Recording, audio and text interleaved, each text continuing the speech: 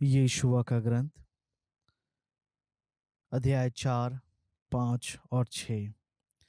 जब सारा जनसमूह यारदन पार कर चुका तब प्रभु ने यीशुआ से कहा, लोगों में से 12 पुरुष चुन लो, प्रत्येक वंश से एक, और उन्हें यह आज्ञा दो, यारदन के मध्य से जहाँ याजकों के पांव थे 12 पत्थर उठाकर अपने साथ ले जाओ और उन्हें उस स्थान पर रख दो जहाँ तुम आज रात ठहरोगे। इस पर यीशुआ ने उन 12 पुरुषों को बुला भेजा जिन्हें उसने इस्राएलियों के प्रत्येक वंश से चुना था। यीशुआ ने उनसे कहा, प्रभु अपने ईश्वर की मंजूसा के सामने यारदन के बीच चले जाओ और इस्राएलियों के वंशों की संख्या के अनुसार तुम में से प्रत्येक एक एक पत्थर अपने कंधे पर उठा लाए। वह तुम्हारे लिए एक स्मारक बन जाएगा। जब कभी भविष्य में तुम्हारी संतान तुमसे पूछेगी कि इन पत्थरों का अर्थ क्या है, तो तुम यह उत्तर दोगे। जब प्रभु के विधान की मंजूसा यारदन में उतरी तो यारदन की जलधारा उसके सामने थम गई। यारदन की जलधारा थम गई। ये पत्थर इस्राएलियों के लिए इस घटना के चिरस्थायी स्मारक हैं। इस्राएलियों ने यीशुआ की आज्ञा का पालन किया। जैसा कि प्रभु ने यीशुआ को आदेश दिया, उन्होंने इस्राएल के वंशों की संख्या के अनुसार यारदन के बीच से 12 पत्थर उठाए।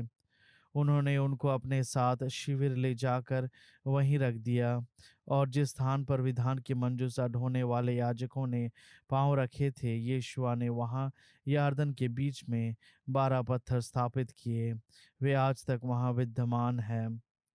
जब तक वह सब कुछ पूरा नहीं हो पाया था जिसका प्रभु ने यीशुआ द्वारा लोगों को आदेश दिया था और जो मूसा ने यीशुआ से कहा था, तब तक मंजूसा ढोने वाले याजक यारदन के बीच खड़े रहे।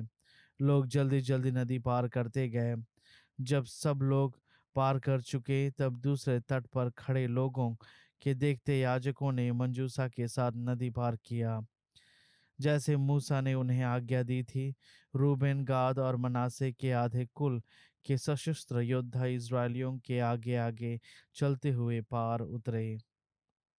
लगभग 40,000 सशस्त्र योद्धा प्रभु के सामने युद्ध के लिए यरीहो के मैदान की ओर आगे बढ़े।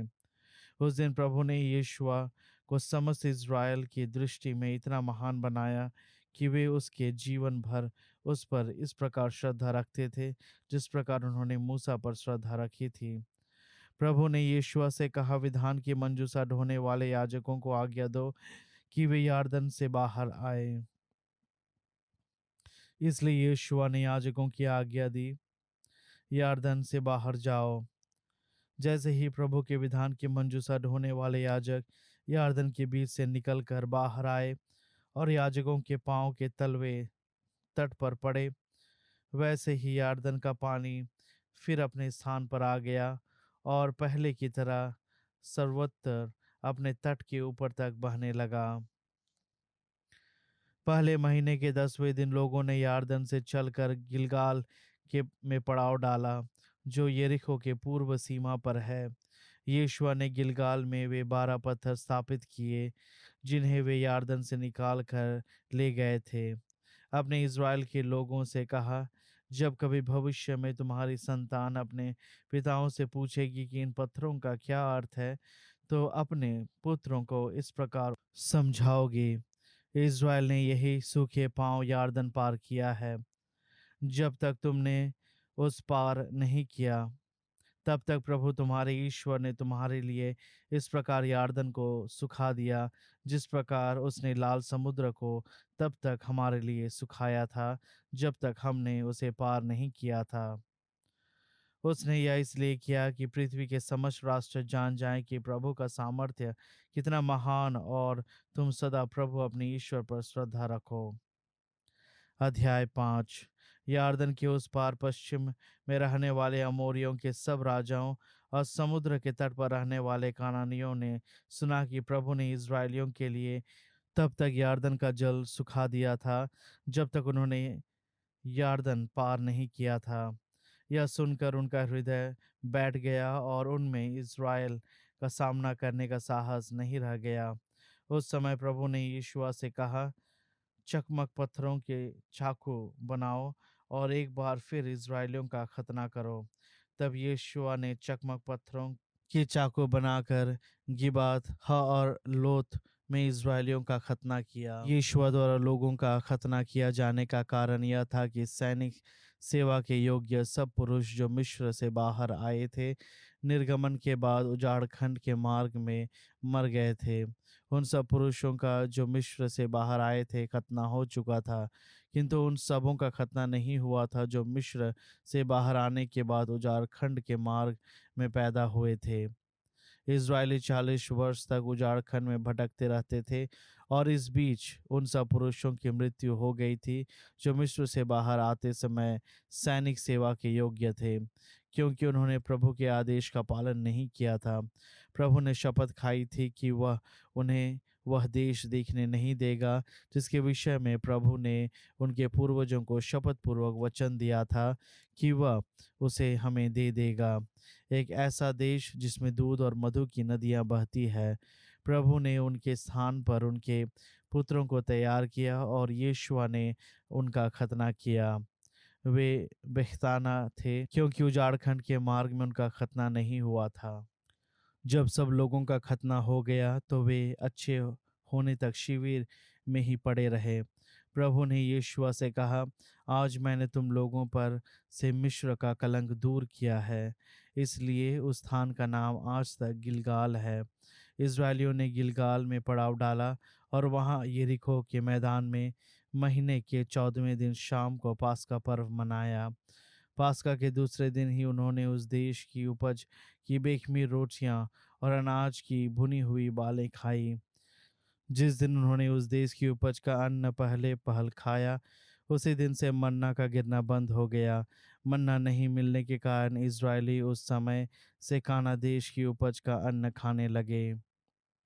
जब यीशु यरीहो के पास आया और आंखें उठाई और देखा कि एक व्यक्ति हाथ में नंगी तलवार लिए सामने खड़ा है, यीशु ने उसके पास जाकर उससे पूछा, तुम हमारे पक्ष के हो या शत्रु पक्ष के? उसने उत्तर दिया, नहीं, मैं प्रभु की सेना का सेनापति हूँ, मैं अभी अभी आया हूँ। यह सुनकर यीशु ने मुंह के बल गिरकर उसे दंडवत किया और उससे पूछा, मेरे प्रभु की अपने सेवक के लिए क्या आज्ञा है? प्रभु की सेना के सेनापति ने यीशुआ को उत्तर दिया, अपने पैरों से अपने जूते उतार लो, क्योंकि तुम जिस स्थान पर खड़े हो वह पवित्र है। यीशुआ ने ऐसा ही किया। अध्याय 6। इज़राइलियों के कारण यरीहो के फाटक मजबूती से बंद कर दिए गए थे। ना कोई बाहर निकल सकता और ना कोई भीतर आ सकता था। तब प्रभु ने यीशुआ से कहा, देखो, मैंने यरीहो, उसके राजा और उसके योद्धाओं को तुम्हारे हाथ दे दिया है। तुम सब योद्धाओं के साथ एक बार नगर की परिक्रमा करोगे। तुम 6 दिन ऐसा ही करोगे। 7 याजक मंजूषा के आगे मेढ़े के सींग की 7 तुरहियां लिए चलेंगे। 7वें दिन तुम 7 बार नगर की परिक्रमा करोगे, और उस समय याजक तुरहियां बजाते रहेंगे।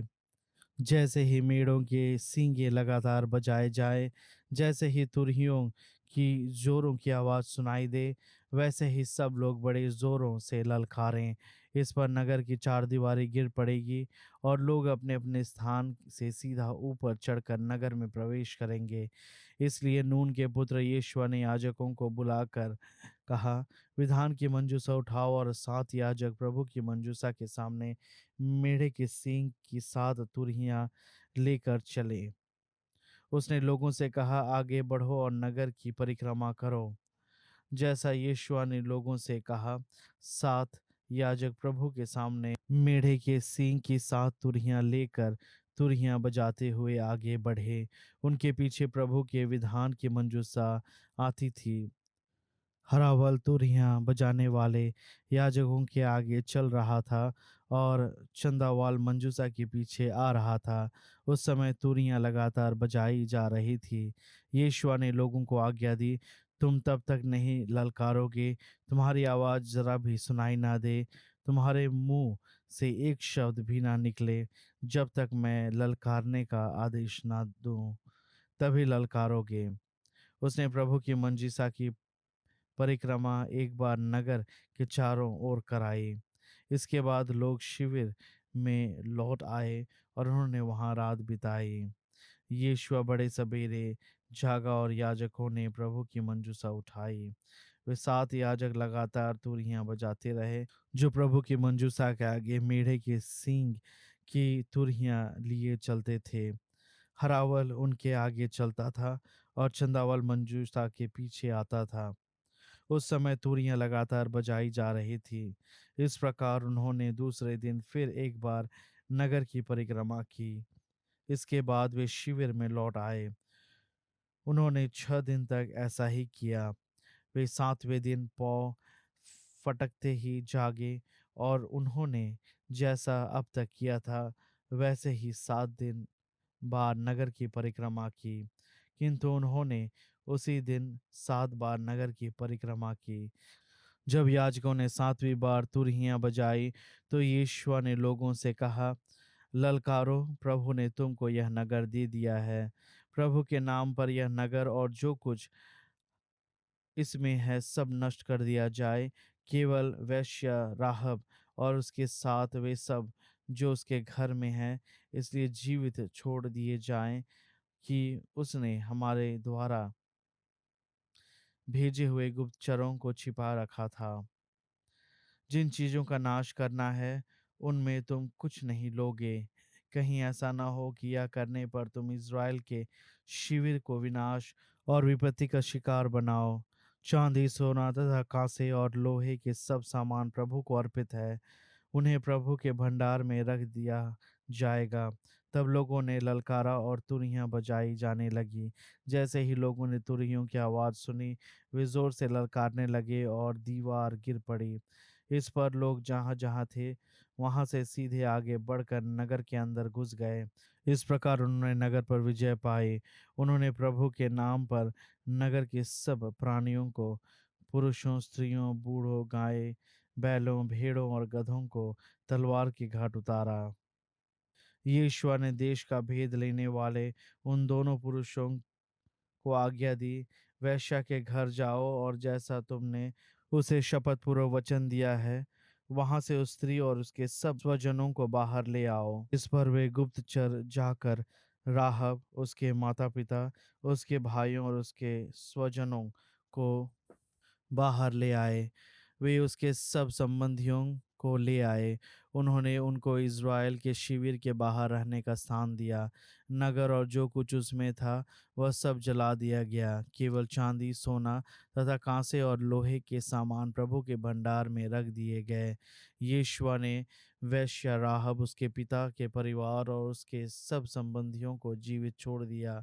वे आज भी इज़राइल में निवास करते हैं क्योंकि राहब ने यीशु द्वारा भेजे हुए यरीहो का भेद लेने वाले गुप्तचरों को छिपा रखा था। उस समय यीशु ने यह शपथ खाई। उसने कहा, जो इस यरीहो नगर का पुनर्निर्माण करने का साहस करेगा वह प्रभु की दृष्टि में अभिशप्त होगा। वह अपने पहलौठे के जीवन की कीमत पर उसकी नींव डालेगा और अपने कनिष्ठ पुत्र के जीवन को कीमत पर उसमें फाटक लगाएगा। प्रभु यीशु के साथ उसकी कीर्ति देश भर में फैलती गई।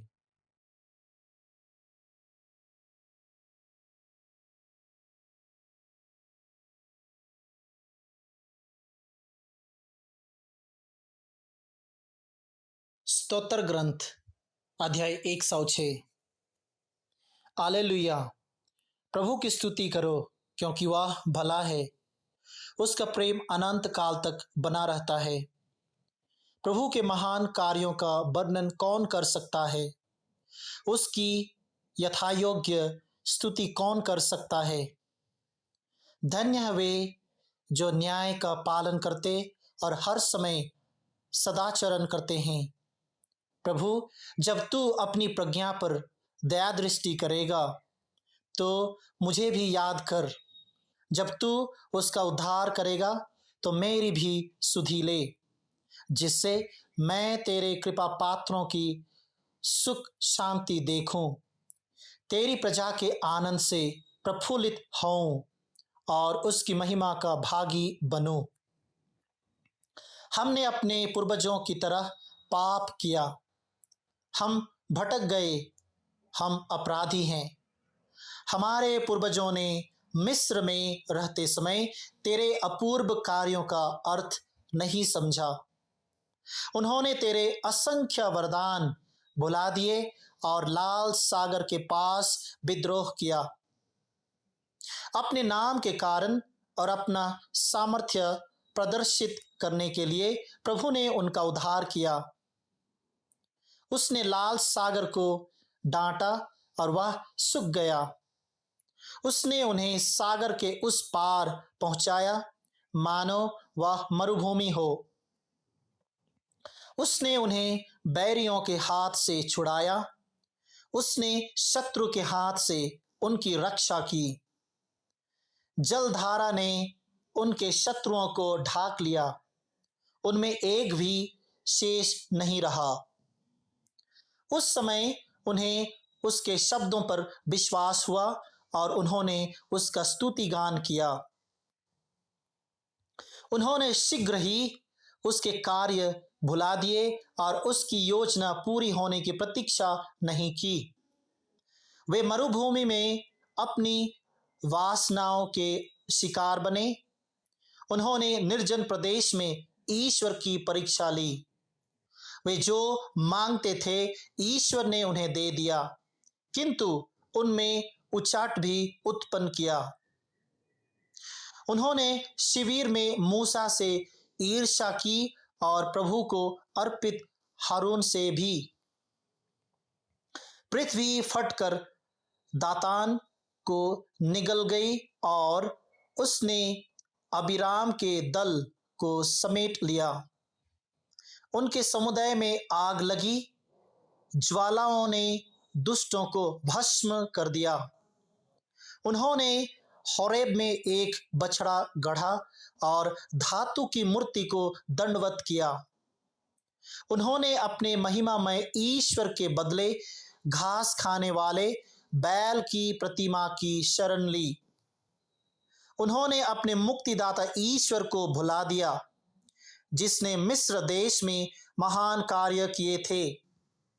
हम देश में चमत्कार दिखाए थे और लाल समुद्र के पास आतंक फैलाया था। वह उनका सर्वनाश करने की सोच रहा था, किंतु उसके कृपा पात्र मूसा बीच में आए और ईश्वर ने उन पर से अपना विनाशकारी क्रोध हटा लिया। उन्होंने रमणीय देश का तिरस्कार किया। उन्हें प्रभु की प्रतिज्ञा पर विश्वास नहीं था। वे अपने तंबुओं में भुनभुनाते रहे और उन्होंने प्रभु की वाणी की अवज्ञा की। प्रभु ने हाथ उठाकर शपथ खाई कि वह मरुभूमि में उनका विनाश करेगा। उनके वंशजों को राष्ट्रों में तितर-बितर कर देगा और उन्हें अन्य देशों में निर्वासित करेगा। उन्होंने पेवर के बल देवता का जुआ स्वीकार किया और निर्जीव देवताओं की चढ़ाई बलि खाई। उन्होंने अपने आचरण द्वारा ईश्वर को चिढ़ाया और उनमें महामारी फैल गई। तब पिनहास उठकर मध्यस्थ बने और महामारी रुक गई। इसके कारण पिनहास पीढ़ी दर पीढ़ी सदा के लिए धार्मिक माने गए।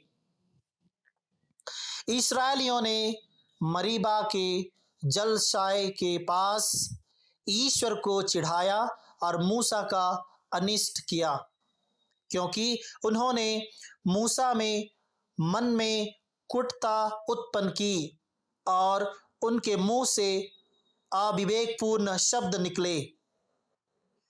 उन्होंने उन राष्ट्रों का विनाश नहीं किया जैसा कि प्रभु ने उन्हें आदेश दिया था। वे उनसे मेल जोल रखने और उनकी धर्म रीतियां अपनाने लगे। उन्होंने उनकी देव मूर्तियों की पूजा की वही उनके लिए फंदा बन गया। उन्होंने अप देवताओं के आदर में अपने पुत्र पुत्रियों को बलि चढ़ाया। उन्होंने निर्दोष रक्त बहाया, अपने पुत्र पुत्रियों का रक्त, जिसे उन्होंने कनान की देवमूर्तियों को चढ़ाया। देश रक्त की धाराओं से अपवित्र हो गया। वे अपने आचरण से दूषित हो गए। उन्होंने प्रभु के साथ विश्वासघात किया। प्रभु का कोप अपनी प्रजा पर भड़क उठा। वह अपनी विरासत से घृणा करने लगा।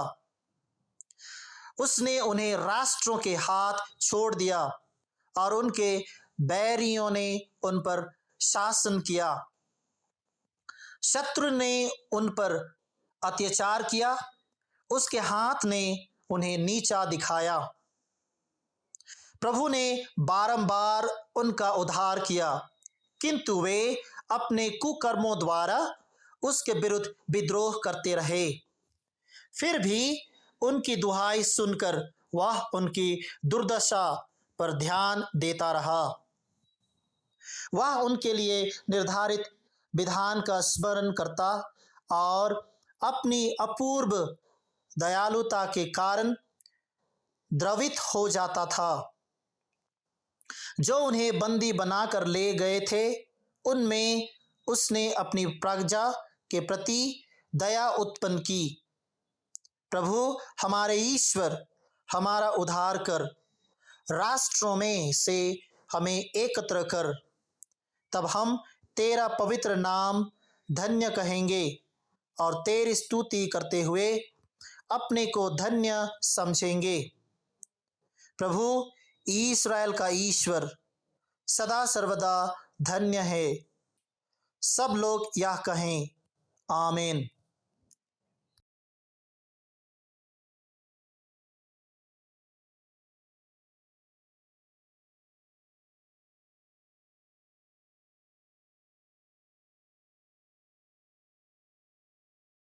थेसलोनिकियों के नाम संत पौलुस का पहला पत्र, अध्याय 5। जागते रहें। भाइयों, आप लोग अच्छी तरह जानते हैं कि प्रभु का दिन रात के चोर की तरह आएगा। इसलिए इसके निश्चित समय के विषय में आपको कुछ लिखने की कोई जरूरत नहीं है। जब लोग यह कहेंगे, अब तो शांति और सुरक्षा है, तभी विनाश उन पर गर्भवती पर प्रसव पीड़ा की तरह अचानक आ पड़ेगा और वे उससे बच नहीं सकेंगे। भाइयों, आप तो अंधकार में नहीं हैं, जो वह दिन आप पर चोर की तरह अचानक आ पड़े। आप सब ज्योति की संतान हैं, दीन की संतान हैं। हम रात या अंधकार के नहीं हैं, इसलिए हम दूसरों की तरह नहीं सोएं, बल्कि जागते हुए सतर्क रहें। जो सोते हैं वे रात को सोते हैं, जो मदिरा पीते हैं वे रात को मदिरा पीते हैं। हम जो दीन के हैं, विश्वास एवं प्रेम का कवच और मुक्ति की आशा का टोप पहनकर सतर्क बने रहें। ईश्वर यह नहीं चाहता कि हम उसके कोप भजन बने, बल्कि अपने प्रभु ईसा मसीह के द्वारा मुक्ति प्राप्त करें। मसीह हमारे लिए मरे, जिससे वह चाहे जीवित हो या मर गए हों, उनसे संयुक्त होकर जीवन बिताएं। इसलिए आपको एक दूसरे को प्रोत्साहन और सहायता देनी चाहिए, जैसा कि आप कर रहे हैं। विभिन्न परामर्श। भाइयों, हमारी आपसे एक प्रार्थना है। जो लोग आपके बीच परिश्रम करते हैं, प्रभु में आपके अधिकारी हैं और आपको उपदेश देते हैं, आप उनकी आज्ञा का पालन करें और प्रेम पूर्वक उनका सम्मान करें, क्योंकि वे आपके लिए परिश्रम करते हैं। आपस में मेल रखें। भाइयों, हम आपसे अनुरोध करते हैं कि आप आवारा लोगों को चेतावनी दें, भीरुओं को सांत्वना दें, दुर्बलों को संभालें और सभी से धैर्य के साथ व्यवहार करें। आप इस बात का ध्यान रखें कि कोई भी बुराई के बदले बुराई नहीं करे। आप सदैव एक दूसरे की और सब मनुष्यों की भलाई करने का प्रयत्न करें। आप लोग हर समय प्रसन्न रहें, निरंतर प्रार्थना करते रहें। सब बातों के लिए ईश्वर को धन्यवाद दें, क्योंकि ईसा मसीह के अनुसार आप लोगों के विषय में ईश्वर की इच्छा यही है। आत्मा की प्रेरणा का दमन नहीं करें और भविष्यवाणी के वरदान की उपेक्षा नहीं करें, बल्कि सब कुछ परखें और जो अच्छा हो उसे स्वीकार करें। हर प्रकार की बुराई से बचते रहें। उपसंहार। शांति का ईश्वर आप लोगों को पूर्ण रूप से पवित्र करें। आप लोगों का मन, आत्मा तथा शरीर हमारे प्रभु ईसा मसीह के दीन निर्दोष पाए जाएं। ईश्वर यह सब कराएगा, क्योंकि उसने आप लोगों को बुलाया और वह सत्य प्रतिज्ञा है। भाइयों, आप हमारे लिए भी प्रार्थना करें। शांति के चुंबन से सब भाइयों का अभिवादन करें। आप लोगों को प्रभु की शपथ यह पत्र सभी भाइयों को पढ़कर सुनाया जाए। हमारे प्रभु ईसा मसीह की कृपा आप